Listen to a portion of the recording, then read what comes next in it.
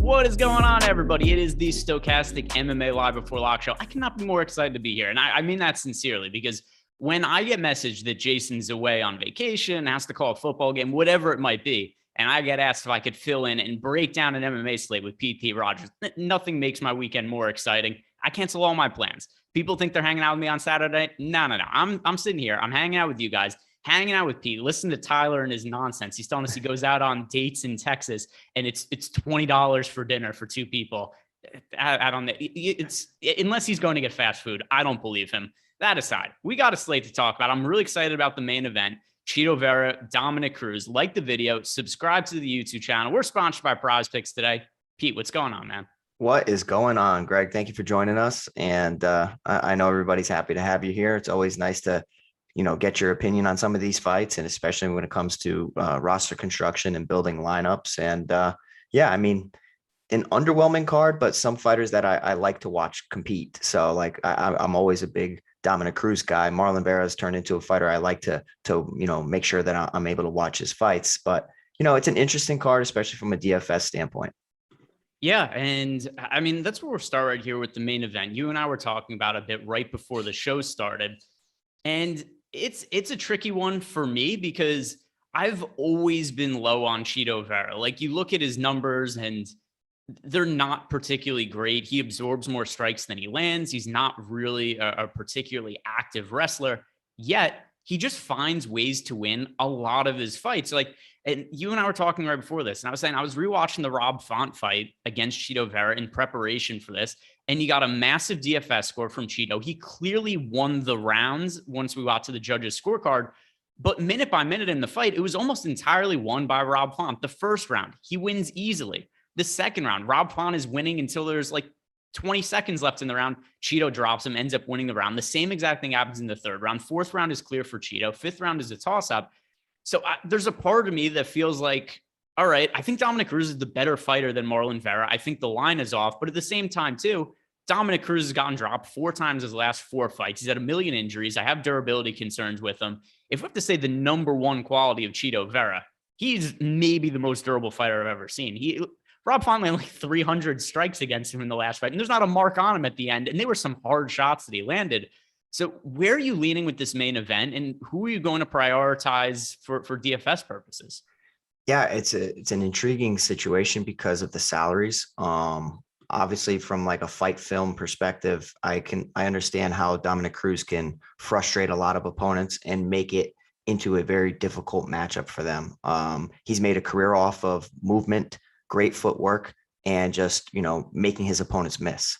We have seen a little bit different, a little change to Dominick Cruz these past couple fights, and it could be chalked up to his age or just the wear and tear on his body. But he has been dropped, as you mentioned, twice against Cody Garbrandt, once against Henry Cejudo, and once against Pedro Munoz. So a guy that made a career off of not getting hit has been getting hit more so of late, and when he gets hit, he has been dropped.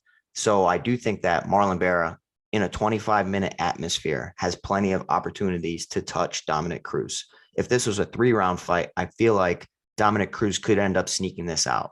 Obviously, Cruz has championship experience, and the fact that he can incorporate takedowns makes this a much more interesting matchup than if he was just a one-dimensional fighter. So changing levels and taking down Marlon Vera, who has, I'll say, decent takedown defense, but nothing spectacular.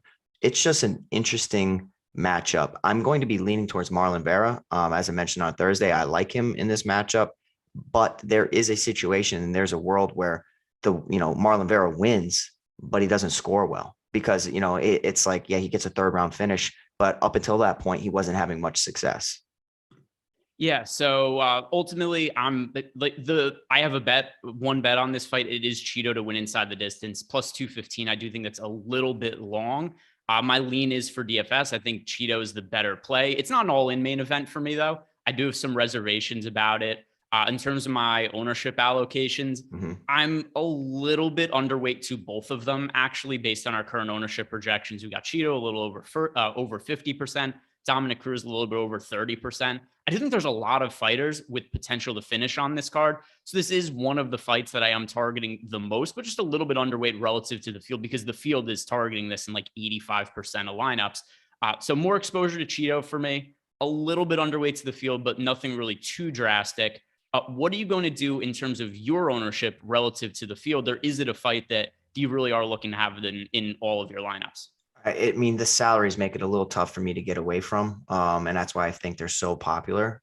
But for some of my builds, I'd probably say about 25% of my builds, I did get away from it just to be different because of that same exact fear that I have of just the low success rate that Marlon Vera could have because of Cruz's style. And I don't necessarily know if Cruz can even have success with his wrestling. In his past couple fights, he has not shot at, strong numbers.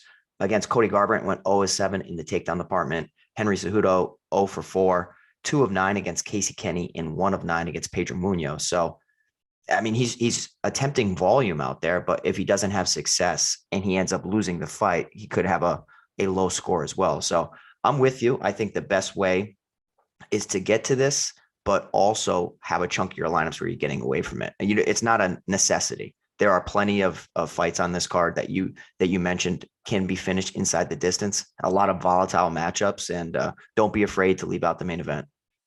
All right. So we've got now a couple super chats coming. Well, it's actually kind of one super chat that's led into another one. Our man, the coach, CS111. You didn't have to leave another super chat just for calling me Josh. I know that it's a horrible offense, and part of me is like, really think I'm Josh Engelman? I'm a little hurt by that, but you really didn't have to leave another super chat just to apologize. But said, what up, Pete? Welcome, Josh. Greg, which he amended in his next super chat as a follow-up.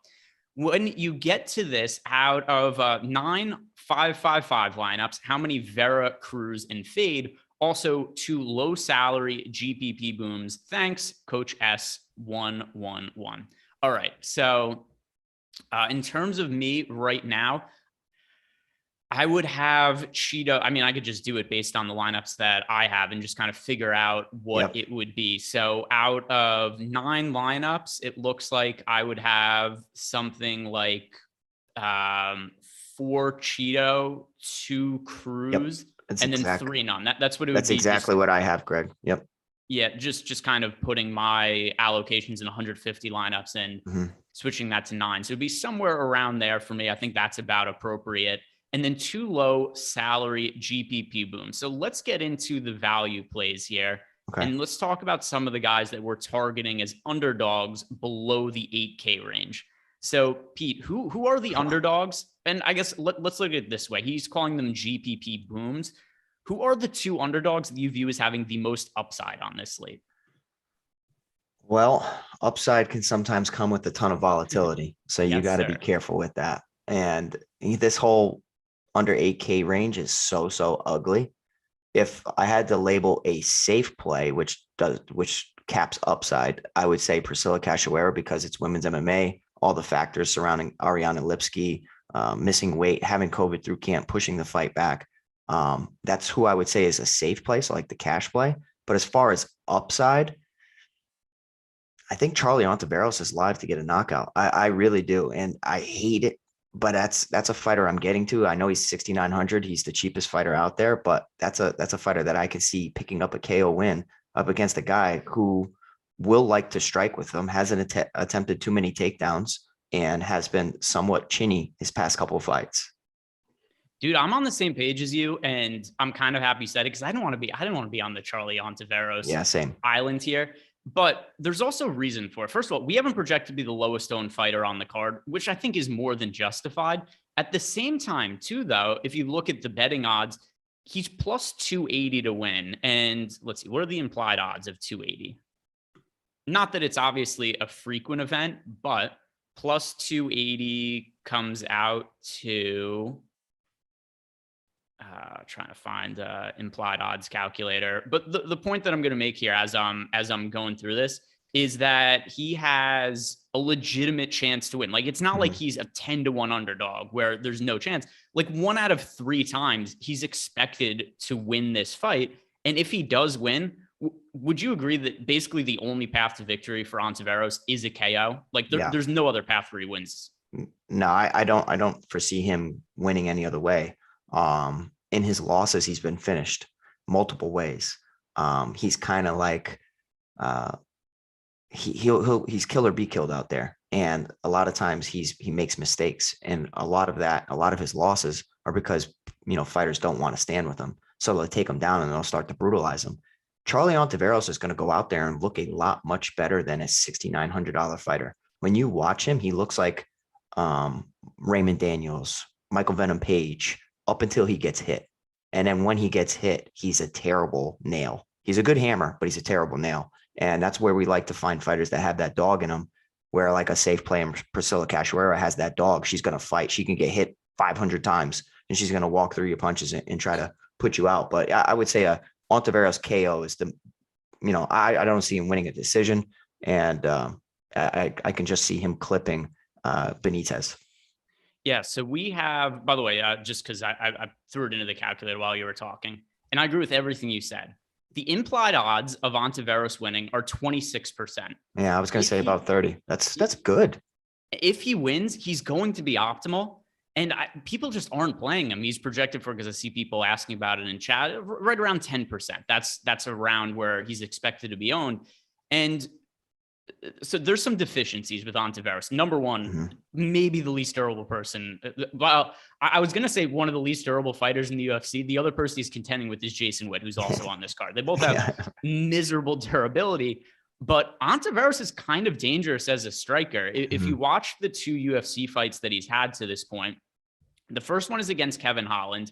And I mean, Kevin Holland literally breaks him, like snaps his neck by throwing him on the ground. Ontiveros has no takedown defense. We don't really see Gabriel Benitez look to wrestle offensively all that often. That's a very easy path to victory for him. It's just hard for me to bank on him doing it because he never does it in fights. But I mean, Kevin Holland fought with this guy on the feet for like a minute and a half and was like, fuck this. I'm not screwing around with this dude on the feet. He's powerful. He's throwing weird strikes. So Kevin Holland just takes him down, finishes him. Next fight, Steve Garcia. He knocked Steve Garcia down twice in the first round. Not to say that Garcia is particularly good or anything like that, but still, he showed some ability striking on the feet. He's going to be way bigger and longer than Gabriel Benitez in this fight. So he's live for the knockout. Now, obviously, the pick to win is Gabriel Benitez. It's correct. Most likely. But we're answering Coach's question where he's just saying which underdogs have the most upside. And Ontiveros has actual knockout equity, where I don't really think that that's the case for very many underdogs. So I'm about 2x the field on Ontiveros, and I do think he's a strong GPP option. So you and I are on the same page with that. Yep. He wanted to know too, though, who's your second pick? Who's the other sub 8K fighter that has most GPP boom? Okay, so real quick, just to touch on the Benitez Ontiveros. Also, Benitez used to compete at featherweight, and Ontiveros used to compete at welterweight. So he's going to be massive in there. As far as my second underdog with extreme upside, it's so tough because I'm trying to think of how certain fights can go. Meerschaert's always live to pull off a submission. I don't think it's going to happen, though. Jason Witt can bring his opponent to takedown city, just can't absorb a strike at any moment. I actually might say Tyson Nam, because of his KO ability, in a relatively low volume striking affair with a big overhand right, where Ode Osborne keeps his hands down a little bit too much. We've seen him get knocked out in the past. It's a super contrarian pick. But we've seen Tyson Nam, knock out plenty of talented fighters in the past. Eduardo Dantas, and a lot of his wins inside the UFC are extremely low level. Jerome Rivera and Zaruk Adashev, but still, he's live to pull off a KO upside. It's ugly. It's an ugly pick, but that's somebody else I'd have to bring up. Yeah, I think I'm not playing very much Tyson Nam, just because I always have concerns about, a couple of things. First of all, he's a 38-year-old bantamweight. Yep. That seems like a problematic age for the weight class. I know that Dominic Cruz isn't that much younger, but there's a difference, obviously, in skill level between Dominic Cruz and Tyson Nam. There are fighters with finish equity here for cheap. I understand the Tyson Nam angle. I'm going to go with Devin Clark just because there's a couple of things with Devin Clark. Number one, if he wins, I think it's going to be via wrestling and grappling. Also, I after watching what Mirzakhanov did in his UFC debut against Tefon and Chukwu, like he did nothing. he ended up landing the flying knee. It got the finish in the third round. But if he's going to do absolutely nothing against Devin Clark, obviously we've got another fighter with durability issues. That's the issue with all of these cheap fighters. Like, how many cheap fighters do we have today where you're terrified of their durability? Ontiveros, Jason Witt, Mearshart, Bresky, Landwehr. He's been finished a few times. Dominic Cruz, Devin Clark. Like, I have durability concerns about like every fighter priced under 8K. But I do like the win equity that Devin Clark has, because I think he's more likely to win than any other fighter priced under 8K. Okay, I agree with you with the Devin Clark call. I just wonder about his upside. I know that he, it's all slate dependent, and we may just need a winner under 8K to make it into the optimal lineups. Totally dependent on how the favorites go out there. But a lot of these underdogs are really, really ugly. He pulled off an excellent performance against William Knight, where he scored 107. In the past against Michael Rodriguez, he scored 128, and Jake Collier some time ago back in 2017, 109. But he's mixed in some 85-point performances against Alonzo Menafield, Daquan Townsend, who questionable about whether he's even UFC level. I shouldn't say only. He scored 95. You just would think that he would exceed 100 in a matchup like that. And I do think that Azamat's very dangerous.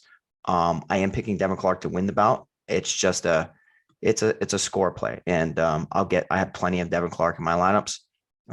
But as far as like true upside, I do think that there are some other fighters that make you nervous, but they probably have a little bit more upside than Devin Clark. Yeah, I could see that. For me, it's just, if he is a stationary target that's not going to throw strikes, I wouldn't be surprised if Devin Clark kind of pushes him up against the fence, is able to wear him down and take him down. Mm-hmm. Because one thing that we saw in the Nchukwu Mirzakhanov fight, while Mirzakhanov did get the late round finish, to me, and tell me if you agree with this, he looked totally gassed out by the time the third round came around. Like, if Devin Clark is in there against that version of Mirzakhanov, to use you and Jason's term, it's takedown city. He's taking him down at will if he's that tired standing in front of him. Agree. And I'm glad you brought it up, because Tafon Nchukwu was a guy I was backing in that matchup, because I thought he was just going to outpoint him and outstrike him. And I had, question marks about Azamat to begin with. And then he ends up pulling off that miraculous flying knee. And up until that point, when he didn't get the early finish, he looked like a guy who only had early finishes. Like we see that a lot, where fighters are so dependent on getting their opponents out of there in round one, that when the second and third round hit, it's like uncharted waters. And I do think that Devin Clark will be the better minute winner in this fight, even if it's just pushing him against the cage and just controlling him there for a period of time. So I like the Devin Clark call. He's one of my most exposed underdogs on the slate.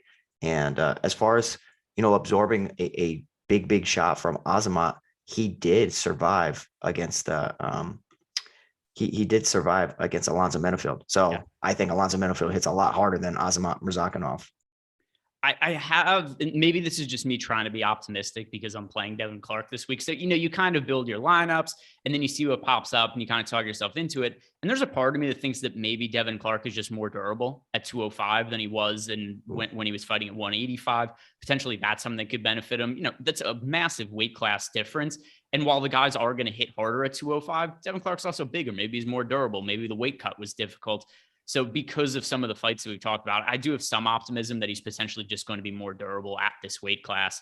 We've got a couple more super chats to answer, but first, if you guys want access to all of the tools that we have over at Stokastic.com for MMA, we've got stuff like the Top Fighters tool, which is going to give you ownership projections on fighters and their odds to land in the optimal lineup, just fighter projections, pro plays, everything you need to build winning MMA lineups. We've got you covered over at Stokastic.com. And if you sign up right now using the promo code MMALBL, you can get 50% off your first week of a Stokastic Plus Platinum Pass. And that's going to come with not only tools for MMA, but also baseball, football, which is coming up soon. So we've got all the sports covered out there. So go sign up now using that promo code MMALBL. Get yourself 50% off your first week. All right, Jay. Oh, I almost called you Jason. Pete. we've got some more super chats to answer here. First from Liker. Question for Pete. This is just for you, Pete. Okay. Do you think Dominic Cruz has a weak chin at this point in his career? I feel like Vera is going to put him out cold fairly easily and score huge. It's so tough to label somebody about having a terrible chin. Jason Witt has a terrible chin. Charlie Ontiveros does not take damage well.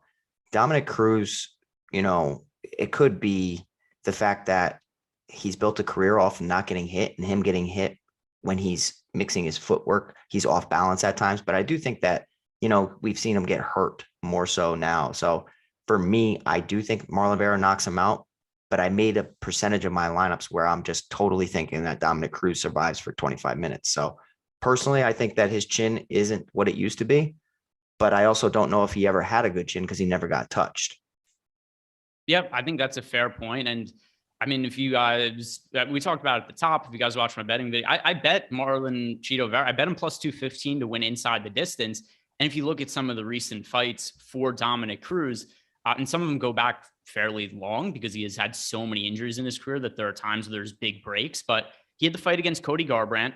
He gets knocked down twice in that fight, doesn't get finished, but also, I mean, Garbrandt only landed 68 significant strikes in that fight. 2 of them dropped Cruz, and he was hurt numerous times in that fight. Then the fight against Henry Cejudo, I know that he was saying that what's the ref's name? Smells like booze and cigarettes. Keith, no nonsense, yeah. Peterson. Yeah, so he was saying Keith. I'm surprised he didn't throw bimbos into that. Like there was no whores. Like it's just cigarettes and booze, no whores involved. But that aside, he gets finished in the second round by Cejudo, and even if you think the stoppage might have been a little bit early, Cruz clearly got hurt in that fight.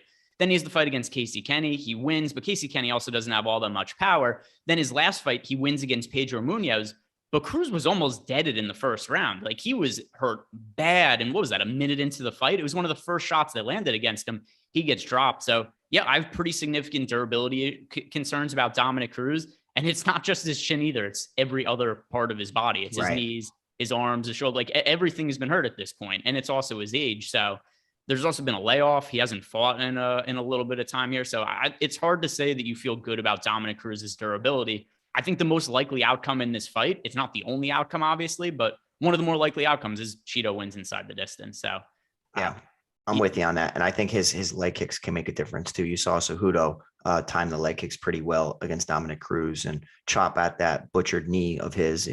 And that'll limit the mobility of Dominic Cruz as well. And we've seen what Vera's leg kicks can do. Just ask Sean O'Malley. Yeah, and that was also a fight that you and I were talking about beforehand. I don't think Vera gets enough credit for the win over Sean O'Malley. Was the injury maybe a little bit fluky to an extent, but Cheeto caused that injury. He gets all the credit for that win. Yeah, totally. Super chat from Sam Pierce. We got half the dummy thick tag team champs here, but welcome, Greg. Thank you, Sam. Doing my best to fit in. Thoughts on my main line: Gabriel Benitez, Priscilla Cachoeira, David Onama, Bruno Silva, Marlon Vera, and Jason Witt. If you would change one of them, who? Now, off the top of my head, that does feel aggressively chalky. That's like, I was just going to say the same thing. That's the only real issue I have, is that it seems like it's really, really chalky. Individually, I don't have an issue with any of those fighters, but maybe drop down somewhere to leave some salary on the table so that you don't have a lineup that's going to be duped by a lot of people. Because just looking at that lineup and just based on the eye test, I feel like that's probably one of the more duped lineups in large field tournaments. Yeah, I agree with you. It's like right off the bat, it seems like it's going to carry so much ownership, and everybody's going to be doing the same exact matchups. Obviously, if I had to point to a weak link of somebody who I personally don't like Jason Witt, but that doesn't mean I'm not playing him. And I think it's important for any DFS players out there to understand that you don't have to enjoy your lineups. Josh says it all the time. You don't have to be in love with your lineups, but yet that's where exposure comes into play and making sure that you have certain combinations. So I would just, like you say, leave a little salary on the table, pivot somewhere else. Jason Witt is my personally least favorite of all those fighters, but it seems like you're constructing with the correct process. Just avoid the ownership a little bit. Yeah. All the fighters individually, though, are perfectly fine. Also, he didn't really specify whether it was a cash game lineup or a tournament lineup. I wouldn't feel great about playing Jason Witt in a tournament because, I mean, he might take one strike and just die. So that's a little bit concerning. I wouldn't play him in cash games, but for tournaments, he clearly has upside because his path to victory is going to be wrestling and grappling. And if he doesn't get knocked out early, I think he probably scores fairly well. You know what the fight probably looks like if he doesn't get knocked out early? Probably looks like the Brian Barberena fight. Yeah. Survived a little bit, did get hurt a couple of times on the feet, but ultimately landed a bunch of takedowns. Goes to the judges' scorecards. He wins. He scored over 100 fantasy points. Probably what a win looks like for Witt. Would you agree with that? Yeah. So, it's tough to say that Brian Barberena doesn't have power when he just finished Robbie Lawler. But I don't necessarily classify him as a power striker. If you go back and you look at Josh Quinlan's fights, when he hits people, man, that their bodies react in strange ways. And certain people have that death touch about him. And I do think that Josh Quinlan does, similar to how Semmelsberger hit Jason Witt with a shot straight down the middle, got the quick 60-second bonus.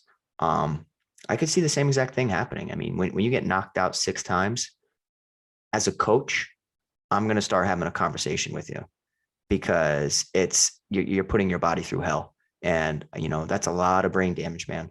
If you're getting submitted a lot, okay, we can work around that. We can patch some holes, but your durability is everything in the fight game. And when that's gone, it is gone and it gets ugly quick. Yeah, and there's a bunch of fights that I think are really good GPP fights to target. I'm actually more so there's a couple of individual fighters I'm targeting. Like I like the Devin Clark side of his fight more than Mirzakhanov. But in general, there are a bunch of fights like Ontiveros against Gabriel Benitez, Quinlan against Jason Witt that I just think are high upside fights to target in general, where I think the winner is going to score fairly well. I'm wondering, though, are there any fights like that for you, Pete? And I'm kind of leading you on because we talked about this before. That's okay. Are there any fights that are high upside fights where you think there's good high upside potential finishing equity on both sides that maybe the field isn't realizing right now? Well, the Jason Witt, Josh Quinlan is one that we've already touched on. Ontiveros, Gabriel Benitez. One that we haven't touched on, I really like the David Onama, Nate Landwehr fight, but I feel like it's a chalky selection. Could be the Martin Buday against Lukasz Brzeski fight. You're talking about heavyweights, and when it comes to heavyweights, you can always get a sloppy heavyweight affair when both fighters gas or one of them gasses.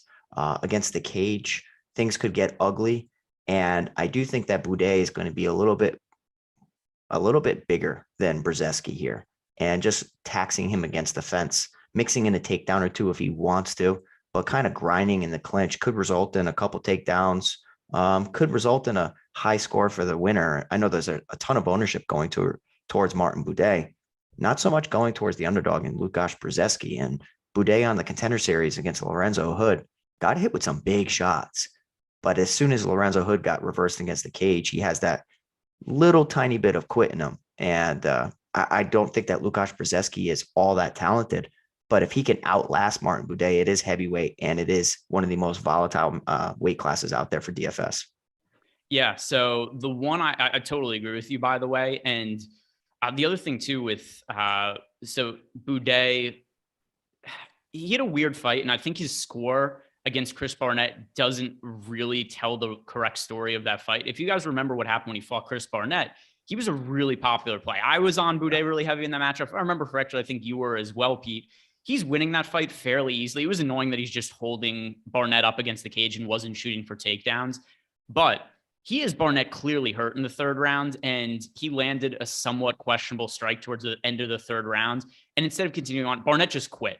And so what happened was, instead of the fight being ruled a KO/TKO for Martin Buday, which he was seconds away from finishing Barnett in that fight, Barnett just quit and they went to the judges' scorecard. So we saw the judges give the fight to Buday, which was more than justified. But had that fight go like 3 seconds longer and Barnett didn't quit to the point where there was a foul and it goes to the judges' scorecards, we get the finish for Martin Buday and he scores well over 100 points. Yep. So something else to consider if you guys are just looking at the box score for that. Great note, Greg. I'm glad you brought that up. And that's where like live and dying by the box scores doesn't always tell the story. Doing your research, relying on us here at Stokastic. We truly appreciate you guys.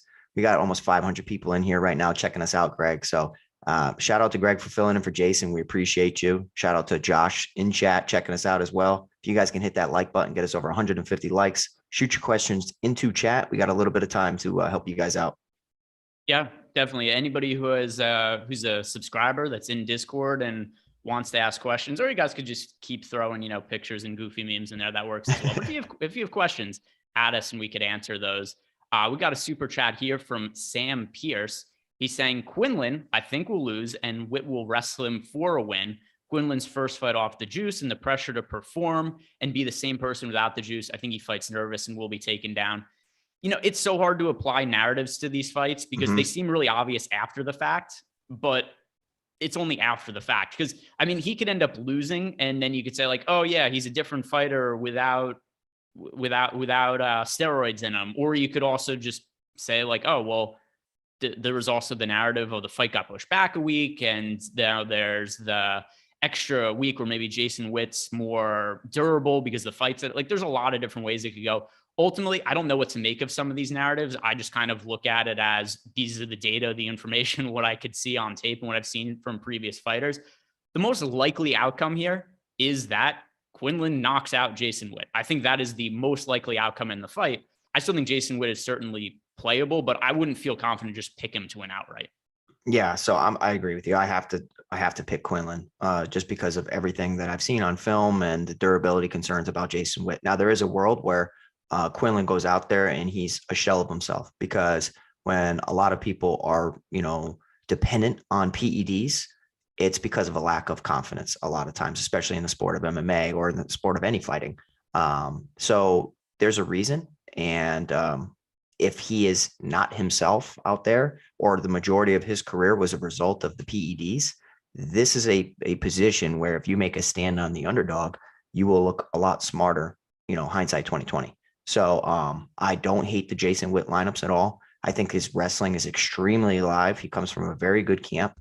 I do think that as far as fight film, and I depend more on fight film in ownership and just trying to see how I can get different from the field, rather than going down narratives or listening to interviews, because a lot of fighters, we all say certain things, it doesn't materialize. But from what I will say about Quinlan on fight film is that if somebody can push a pace in the wrestling department, despite being Brazilian Jiu-Jitsu black belt, he can get taken down and controlled. And his gas tank does look a little bit questionable. And again, going back to being such a prolific finisher, that's always the worry. If they get stretched out into the second or third round, are they the same guy? And I'm picking Quinlan to win, as you just mentioned, but you definitely should get to some Jason Witt today. Yeah, Quinlan's my preferred play, but Witt isn't necessarily somebody that I'm writing off either. Yep. Got a question from Josh Blonde in our Discord chat. He's asking, who is our favorite MVP on FanDuel for both single entry and large field GPP? So admittedly, it is kind of hard to pick one person. But if you're asking me who on the high end is most likely to score massive on FanDuel with an early win, I think the answer has to be Gabriel Benitez. I haven't looked to see today what his odds are for a first round finish, but they were some of the most insane odds I could ever remember seeing. So in terms of who is the safest and highest upside play for FanDuel scoring the MVP spot, that's going to have to be Gabriel Benitez for me. Okay. I don't mind that at all. And I like getting to quick finishers or fighters that have striking upside. Benitez at 22 is fine. Quinlan at 19, despite the question marks surrounding him, I'm okay with it. Bruno Silva's fine as well. We have to mention Bruno Silva anytime you want to find a knockout artist. He is one of the most talented, if not the most talented knockout artist on this entire card, and went the distance with Alex Pereira and made him work and hit him with combinations. It's just Mearshardt's path to victory is getting a submission finish. Bruno Silva in the past has been submitted. I just don't think it's going to happen because I don't really hold Mearshardt's wrestling in such high regard. Yeah, that's also how another fight bet that I have for today. It's Bruno Silva minus 130 to win inside the distance, KO TKO. The reason being is I understand the path to victory for Mearshart. I just don't understand how it ends up on the mat. Other than Bruno Silva hurting him and following him to the ground, I think Bruno Silva is a much better wrestler than Mearshart. And I mean, Silva in his own right is also a BJJ black belt. So it's not like he has no skill himself on the ground. There's a chance he goes to the ground and he outgrapples Mearshart. That's also within the realm of possibility. But what I think is most likely to happen here is it stays on the feet and Bruno Silva knocks him out, because Gerald Mearshart is very, very chinny also. We've talked about all these fighters on the card that have questionable chins. If you're getting knocked out by Ian Heinisch in a minute, it's problematic because Ian Heinisch does not hit hard. He generally does not knock guys out, generally does not knock guys down, especially not in the first minute of a fight. So I think one of the also more likely quick finishers on the slate is Bruno Silva. But I want to ask you in general, okay, how are you prioritizing the high end? Because there are a lot of fighters that I see with quick win potential. And I'm really struggling as I'm submitting my lineups now to know which of them I want to prioritize above everybody else. Yeah, I will tell you, Greg, I've struggled with it as well. And sometimes, I'm getting in the way of some of these lineup constructions because I'm thinking about it too much. I do think that the Gabriel Benitez and Charlie Ontiveros fight ends early and violently. There's a part of me that thinks the Quinlan and Jason Witt fight can get stretched out a little bit. Pretty similar to Bruno Silva Mearshart. I think Mearshart can hang around for a little bit, but ultimately I think Silva gets a knockout, and same with Quinlan. Whereas the Benitez and Charlie Ontiveros, I don't think they're going to take a back step. They're going to be in each other's face, and that's going to result in just absolute violence and chaos. So, and then that comes down to the only 9,000 fighter we haven't talked about has so much upside despite not having a quick finish potential. But she's a dominant wrestler, and that's Lupi Godinez.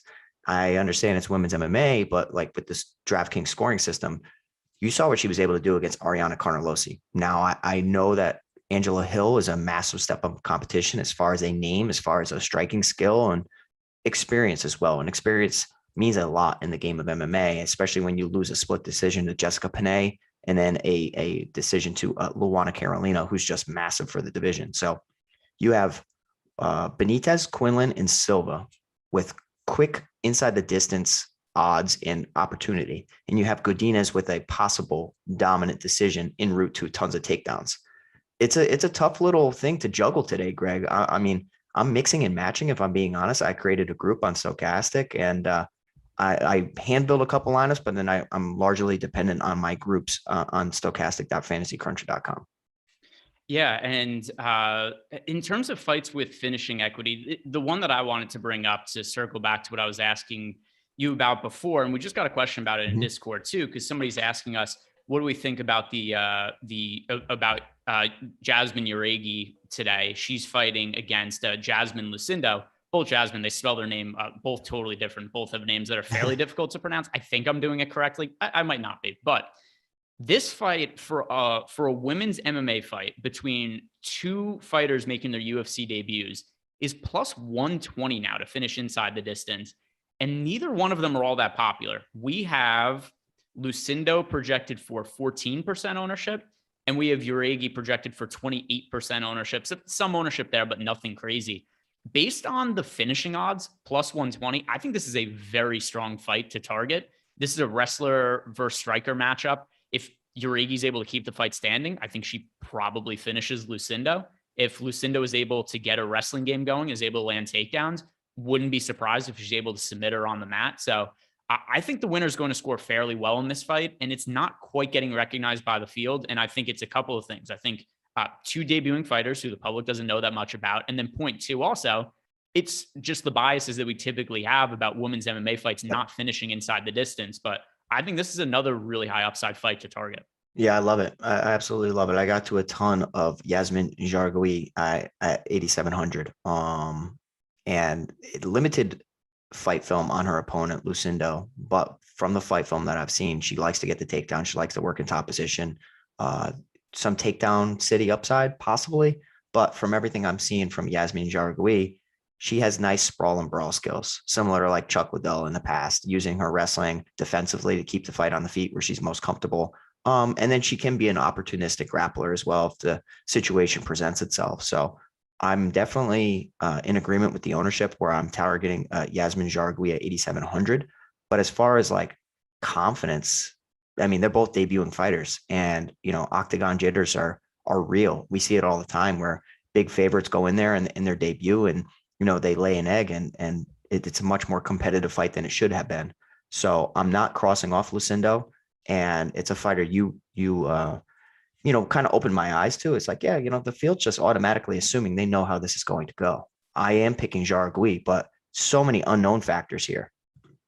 Yeah. And I mean, it's a fight that's lined fairly tight. Lucindo's a plus 170 underdog. So it's not going to be that crazy that she wins. And if she wins, I expect her to score well. She doesn't really seem to have any skill set other than wrestling and grappling. She's only fought shitty competition, but it's hard to hold that against her. You can only fight who you're put up against. I am skeptical of her age. The fact that she's 20 years old and been a professional fighter for 5 years seems a little sketchy to me. That's not really something we typically see when we look at somebody's fighter log, but very raw prospect, but seems to be a talented wrestler, grappler. And we just don't see very many women's MMA fights like this, where it's two debuting prospects that have actual interest in. So I think this is a good one to target, especially based on that plus 120 inside the distance odds. We've got a good point also being brought up by Sam Cassell Dance. Have you looked at the inside the distance odds currently for Benitez and Benitez and Ontiveros and where they're currently at? I have not. Minus 275 under 1.5 rounds. Yeah. And that's a situation where I just don't think the fight goes the distance. And it's because of Ontiveros. So under 1.5 is fine. Under 2.5 is going to be juiced even more so. But I definitely think that is the safest play, under 2.5, just to be safe. Because in a world where this goes 15 minutes, I can't see it. Yeah, totally agree. And by the way, Benitez also has shitty durability. Yes. He's gotten hurt a bunch in recent fights as well. His last fight, he got finished by David Onama, who's also on the card. The fight before that, he got finished by Billy Quarantillo. I love Billy Q. He's super fun to watch fight. He fights at a crazy pace. He's not a power puncher. He hurt Gabriel Benitez a lot in that fight. So Benitez has now been finished in, let's see, how many of his, four of his last 6 fights or something like that. So that's another high upside fight to target. So that's the way I'm building my lineups. There's a lot of fights that I've got a lot of exposure to both sides. And then there's other fights. Like I see people asking us about Zalal and Blackshear. Yeah. That's a fight I just don't have that much interest in. Ansarov, Calvillo. Some of these fights that are just really likely to go to the judges' scorecard per the betting odds. It's hard for me to get to them when we have all these fights that are likely to end early. So which fights do you also see as being ones that are maybe not all that great to target? Yeah, so I agree with you there. As far as like the use of Zalal and Damon Blackshear going the distance, if I was going to play a side, I don't know if Yusuf Zalal is capable. I mean, sure he's capable. He has the skills to do so. But inside the UFC, we have not seen any finishing potential. So if he's not getting a finish and he's not utilizing his wrestling, he's not going to be the better wrestler in this situation. I don't believe so. I think Damon Blackshear has the wrestling upside, and that's why at 8,000 I've been getting to him. As far as like other fights that don't jump off the table to me, I guess it would have to be the Tyson Nam Ode Osborne. I'm a little bit underweight to the field just because like I have exposure to both sides, but I'm not sold that this finishes inside the distance. It should, but Ode's going to he's going to have to respect the power of Tyson Nam. And his cardio isn't the best either. So I think he's going to be pretty selective with his volume, and trying to avoid that big right hand. And Tyson Nam, his volume's sometimes non-existent, and he just waits for a big right hand. So a lot of people think that this ends inside the distance. It is the flyweight division. Finishes used to be pretty rare for this, especially inside the WEC. That's some time ago. We have seen, these lower weight class fighters develop in 2022. So relative to the field, I'm slightly underweight, but I'm still getting to it. Yeah, I'm also underweight. I have massive concerns that if this fight doesn't finish early, that it's going to become one of those staring contest fights, because Tyson Nam throws at a very, very low rate.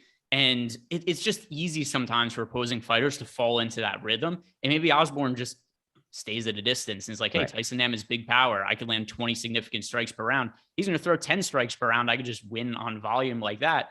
The last fight that Tyson Nam had, he was fighting against Matt Schnell. Schnell has massive durability concerns. And also Tyson Nam, that fight took place on the feet. There were no takedowns in that fight. Nam landed 58 significant strikes in a striking matchup that went to the judges' scorecards. So I definitely have some concerns about what the output is going to look like in that fight if it doesn't finish on the feet. Obviously, there's an opportunity for upside for Osborne because I do think the early finish is live, but I'm prioritizing Boudet, Silva, Quinlan, Benitez are all fighters in my lineups more frequently than Osborne. Yeah, agreed. Totally agree with you. So no more questions in the chat right now. If you guys have any of those, throw those in. But first, shout out to Prize Picks, the sponsor of today's show. If you guys have not signed up at Prize Picks yet, here's what you're going to want to do. you're going to want to sign up using the promo code AWESOMO, because when you sign up with that promo code, you get up to $100 bonus on your first deposit. And why would you want to start a new account without some free money? So you sign up, use the promo code AWESOMO, get up to $100 added to your account. And then we've also got a whole bunch of different picks for prize picks to put up on our Odd Shopper YouTube channel. I do an MMA video most weekends. Eric does MLB betting videos for Odd Shopper all the time. So you can check all those out and build some prop cards over a prize picks. And you can also cross sports. So if there's only one or two MMA picks you like, maybe one or two MLB, you can combine those together. So go check out prize picks and sign up using the promo code AWESOMO. And by the way, I didn't get the promo code wrong. We just haven't changed promo codes yet. So if anybody's confused by that, still promo code AWESOMO. We addressed earlier on the baseball show for people who want continuity that Tyler doesn't know how to spell. AWESOMO doesn't know how to spell the word awesome, but he just doesn't really know all that much in general. But promo code AWESOMO. All right. So getting back to the card now, and I'm very late here with finishing up my exposures because I've had so much uncertainty about this card that I'm kind of doing it on the fly while we're going here. And probably the fighter that has the most odds value on this slate is David Onama taking on Nate the Train Landwehr. The reason being is that Onama was, like a minus 220, minus 230 favorite earlier in the week. And he's gotten bet pretty aggressively to the point where he's now one of the biggest favorites on the card. So he appears to be mispriced in the mid range. As a result, if you're just running lineups using projections, you're going to get to a ton of David Onama. Him and Chito Vera, I'm pretty sure those are the two most popular fighters on the slate. How are you handling all the chalk on Onama? And are you going to get to Landwehr at all for leverage purposes? Yeah, so for leverage purposes, I do think that you can get to Nate Landwehr, another fighter with durability concerns. Yeah. It's like the UFC matchmakers just decided, you know what, let's just put chaos on one card in front of fans, because even though it's in San Diego, it's pretty low level. But I will tell you that Onama disappointed me slightly in his previous performance against Garrett Armfield. I thought that he would go out there and really capitalize on rematching a former opponent. And I think he was met with some resistance in that fight where he looked human. Up until that point inside the UFC, he has looked like a force. But it goes to show you that there are so many outside factors that we don't know. Come to find out, he had a really bad weight cut, as talked about from James Krause with Jason Floyd. So he had a really poor weight cut, which resulted in his performance. He still picked up the finish. But I do think that a perfect game plan could result in him, getting upset here against Nate Landwehr, because Nate pressures his opponent so much. He can incorporate takedowns. He throws with crazy volume. He's tough. He has, built a career over an M1 where he's getting pieced up. And then in rounds 2 and 3, he turns the tide because he doesn't quit. And I like somebody who will fight for your money. So I do think that Nate Landwehr is a legitimate dog, and I think he's live. With that being said, I still think that David Onama is too crisp. He's not reckless. I think he's going to knock out Nate Landwehr. So get exposure to it, but I'm still picking David Onama, and I do agree with the line movement.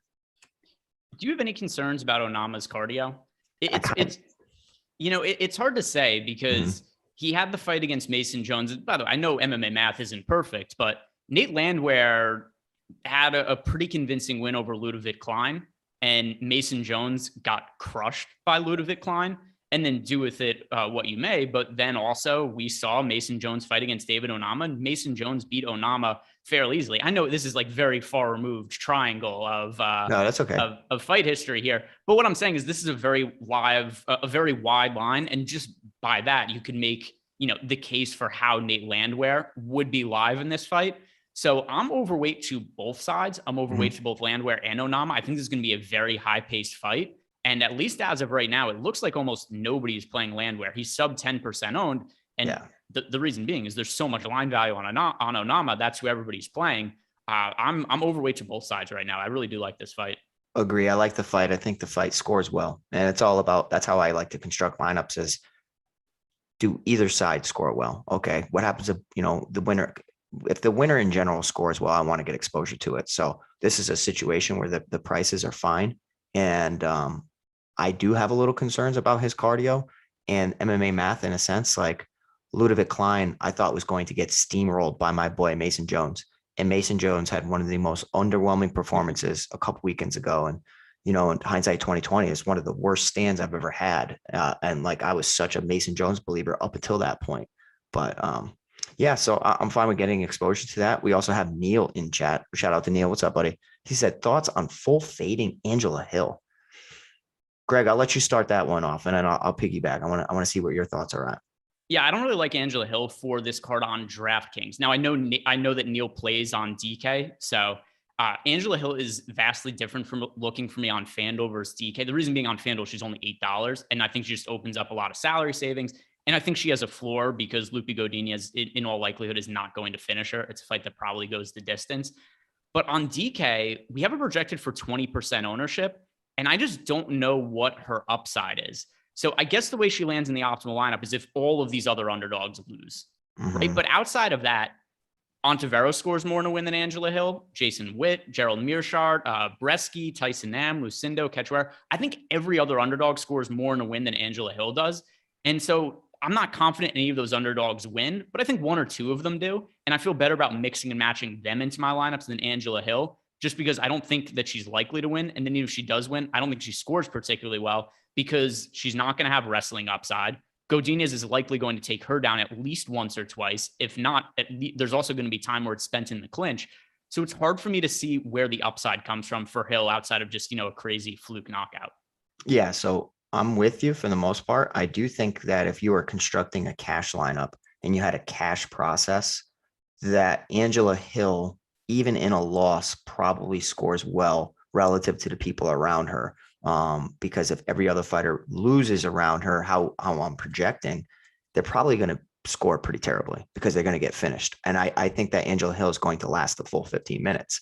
And Lupita Godinez could get lured into a striking matchup. I don't think that's going to happen. Angela Hill has developed her takedown defense. I actually think that when I made a single bullet lineup just to get a little bit different, her salary allows me to get to so many fighters that I want. But as far as upside, minimal upside. And I do think she gives you a safe floor. So take that what you will. I wouldn't cross her off. It's completely dependent on if all the other underdogs just completely crap out. Yeah. I honestly, the only way I see her being in the optimal lineup is if the other underdogs lose and she wins. Outside of that, it's just hard for me to believe that there's a realistic upside for her. So I know Neil. I know he's only playing on DK. I know he's only playing tournaments. So based on the ownership of Angela Hill, I don't think she's a very strong tournament play. I'm looking elsewhere. Okay. I think she has more win equity than the fighters around her, but the upside isn't quite what I'm looking for in tournaments. So that's where I am at with that fight. Angela Hill is not somebody who I'm ending up getting to. I mean, it's for me to try to imagine her getting 90, 85 and up points. It's kind of hard. There are weeks when we have these low salary fighters that are like 72 and a win is enough, but there are plenty of other options. Ontiveros, Witt, Mearshart, just to name a few, have that 100-point potential. Yeah. So the two most recent wins for Angela Hill, she scored 76 DK fantasy points and 64. And then some of her recent losses, 26, 42, 52, 59, although that was a 5-round fight, and then 47. So even those ones, if you are to say like, all right, what if she picked up the win bonus? You're still looking at 60 to 70 in a lot of those fights. So hard for me to see the upside there. It's a tricky lower mid-range, but I'm at least going to try to target fighters who I don't think are going to win, that if they win are going to score well. Agree. All right. So which fights have we not talked about yet? Are there any fighters that we've not yet mentioned today? And there's only a few minutes to go until lock, but Pete, any fighters that we've not yet talked about, do you think have significant upside that we should bring to the people? No, I don't think significant upside, but we haven't talked about her. It's Ariana Lipski at 8,700, right? We got two fighters at 8,700. Everybody knows the narrative surrounding her, had COVID, fight pulled, missed weight, talked about her struggles with the illness throughout her camp. For some reason, the line movement, more people have been backing her after hearing all of these things, which to me is just bizarre. So she still sits as the favorite over Priscilla Cachoeira. And I think it's less about Lipski and more about Cachoeira of how low level she is. So Lipski's a fighter that I'm only doing some 20 maxes today. I'm not getting to Lipski at all. But as far as like complete leverage play, I would imagine she's probably one of the best. Yeah, I don't have very much of her. And it is It is more to do with the fact that there's so much finishing equity and upside in the other fighters around her. So I just uploaded the final version of my lineups. It was about time. Slate locks in 4 minutes. If I didn't do it now, I was never going to do it. I was just going to continuously build lineups in Fantasy Cruncher until halfway through the slate. But we'll look at the fighters who are priced below and above Lipsky. We've got Onama and Vera right below her. Then above her, it is Uregi, Osborne. I'm not super high on Osborne, but then it's Boudet, Silva, Quinlan, Benitez is up there. It's hard for me to see her outscoring all of those fighters. I ended up with 18% of Lipsky. It was a number that I felt like I think I needed to have somewhere just because of the defensive liabilities of Cachoeira and the overall aggressiveness. She's going to march forward. She's not going to move her head. I actually think the line might be a little bit wide, just considering some of the concerns around Lipsky and some of the unknowns and just the aggressiveness of Cachoeira. If this fight goes to decision, I think Cachoeira probably won just based on volume. So I think this fight is probably more closely and more competitive than it's lined. Cachoeira is definitely an underdog that I like, and I think she should score decently in a win, but not quite the upside of some other fighters. But is Cachoeira somebody you're getting to? Yeah, I mean, Cachoeira is one of my most exposed underdogs on the slate. I don't think she has great upside. She can knock out anybody as she did against Shana Dobson, but I don't think Dobson's good. I think a decision win's likely. So it's kind of similar to like in Angela Hill. It's just like a winner, not necessarily a high ceiling fighter. Yeah, we've got Christian Marion wants us to talk about the Calvillo Nunez fight. I mentioned it briefly before as being one of the fights I just don't have that much interest in. I view Ansarov as being Nina Nunez. I still call her I say Ansarov. the same thing. Yeah. She's only had one other fight as Nina Nunez. It was against Mackenzie Dern. The fight ended like immediately. It was not a close fight. She got taken down, submitted. It's just hard for me to know where Nunez is at in her career. Married, kid now. Clearly, she's not the breadwinner in the relationship. She doesn't need to be fighting. She's just doing it out of passion. And even when she was good, I always thought she was an underrated fighter, but not really for DK purposes. A somewhat high-ish volume striker, but no grappling upside there. And she's going up against a fighter in Cynthia Calvillo, who I think is going to look to wrestle and grapple and is probably going to stall out a lot of positions in the fight. So my preferred side is Calvillo, but I do not have very much exposure to her, mostly because I think both these fighters are pretty well past prime. And I don't think there's a lot of finish equity on the fight. I don't think there's a whole bunch of upside unless Calvillo gets back to her wrestling and grappling, is able to get takedowns, finish with a sub. Outside of that, I don't see the upside in Nina Nunez. And Calvillo's been so far removed from being that kind of fantasy score that I don't think it's all that likely. Yeah, I mean, Calvillo quit on the stool in a previous performance, and it's tough to back a fighter like that. But I recognize that she has the skills to, emulate exactly what Mackenzie Dern did to Nina Nunez. So, take down, work towards submission finish, no problem at all. Nina Nunez is the fighter I'm picking to win, but it's just because I think that Nina can keep it standing. And if she does keep it standing, I think she's going to be the better striker. But again, a fight I'm not prioritizing at all.